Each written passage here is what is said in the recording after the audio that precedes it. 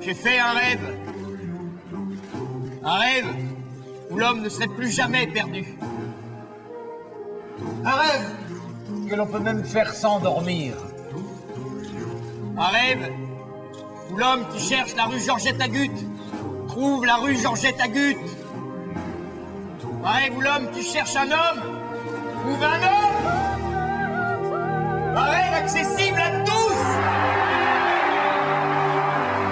Ce rêve aujourd'hui est devenu une réalité grâce au 118 218. Parce que demain se décide aujourd'hui. Et qu'hier se décidait avant-hier. Le 3 avril prochain, votez 118 218.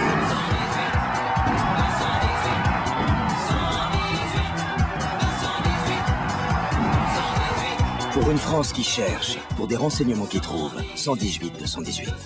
Luc Wise, je suis directeur du planning de l'agence V et aussi, depuis 2 ans, professeur à Sud de Pub. Voilà, donc à l'agence V, je m'occupe de l'équipe de planning stratégique. On est une équipe de 4 personnes et on travaille sur l'ensemble des budgets de l'agence, donc aussi bien le numéro 118-218, avec le fameux Tutu Tour, que Volkswagen, ou Banque Populaire, ou encore TPS. Je suis à l'agence V depuis 3 ans. Avant, je travaillais dans plusieurs agences de communication, d'abord comme commercial et puis après comme planeur stratégique. Avant de rejoindre l'agence V, j'étais planeur stratégique chez Publicis Conseil, où je m'occupais notamment de SFR et de Renault. Vous cherchez les nouveaux talents de la Star Academy? Retrouvez-les sur TF1 avec 118 218, les renseignements téléphoniques. Le métier de planeur stratégique, finalement, c'est un métier qui est assez simple. C'est vrai que souvent, on a tendance à confondre avec média planeur. Il y a le mot planeur, mais c'est pas du tout la même chose. Le planeur stratégique, finalement, il s'occupe de tout ce qui concerne la stratégie de marque. Et notamment, ce qu'il essaye de faire, c'est de bien étudier le consommateur, bien comprendre le consommateur, pour ensuite lui adresser les messages les plus pertinents. Le métier de planeur stratégique est un métier relativement jeune par rapport aux autres métiers de la pub. C'est un métier qui a émergé à la fin des années 70 en Grande-Bretagne. Et l'idée était de mieux comprendre le consommateur pour lui adresser des messages les plus appropriés, ce qui allait créer une vraie résonance auprès du consommateur. Donc moi, mon travail, c'est vraiment d'essayer d'étudier le consommateur dans toutes ses facettes, ce qu'il croit, ce qu'il pense, ses comportements, ses usages d'un produit, mieux cerner tout ça pour ensuite créer des stratégies de marque qui soient vraiment les plus appropriées pour rentrer en contact avec lui. Salut 118. Salut 218. Ok, aujourd'hui une méthode qui est éligible et renseignement téléphonique. Ouais, c'est quoi le rapport? Il y en a pas. Avec le Tapitoni. 118, 218, 118, 218. C'est 12, tu sors.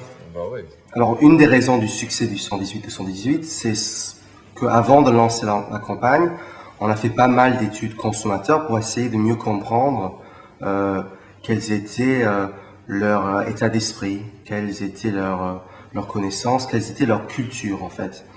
On est parti du constat que pour réussir, il fallait inscrire 118-218 quelque part dans la culture populaire française. C'était très important pour nous d'inscrire la marque dans la culture populaire française et on a étudié la cible, notre cœur de cible, et on s'est rendu compte que le cœur de cible, c'était des gens qui avaient entre 30 et 40 ans. Et ces gens-là, finalement, ils ont grandi avec Véronique et Davina. Et on s'est dit, est-ce qu'il n'y a pas un moyen d'utiliser finalement les souvenirs d'enfance de ces gens-là pour rendre la marque sympathique auprès d'eux. 3, 4. 118, 218. Et vous pouvez pratiquer le 118 218 partout, à partir d'un fixe ou d'un mobile. Ce numéro est aussi utilisé par des podologues, des philatélistes et des taxidermistes. Le tapis tonique. Et le tapis tonique s'enroule et se déroule. Ouais.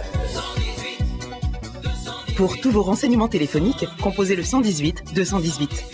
Ce qu'on savait aussi pour le 118-218, le plus important, c'était de faire mémoriser le code. Qu'à la rigueur, parler du service dans un premier temps n'était pas très important. On avait des études qui nous démontraient que la première raison d'appeler un numéro, n'était ni le prix, ni la qualité de service, mais juste le fait que le numéro était mémorisable. C'était le premier numéro qui venait à l'esprit. Donc, tout le défi pour nous a été en fait de rendre le numéro mémorable, de répéter ce numéro suffisamment de fois pour que les gens le mémorisent bien. Donc, toute la publicité, en fait, met en scène le numéro. Et c'est le numéro qui est finalement le star de notre publicité. Faut vraiment que t'arrêtes le hors-piste le 12. Ah bah ouais, hein. Quand tu disparaîtras, on sera triste. Hein. Bah ouais. Après, le challenge pour nous, c'était quelque part de faire mémoriser le numéro, de répéter le numéro sans cesse, sans lasser les gens. Il fallait répéter le numéro pour le rendre mémorable, sans pour autant saouler les gens.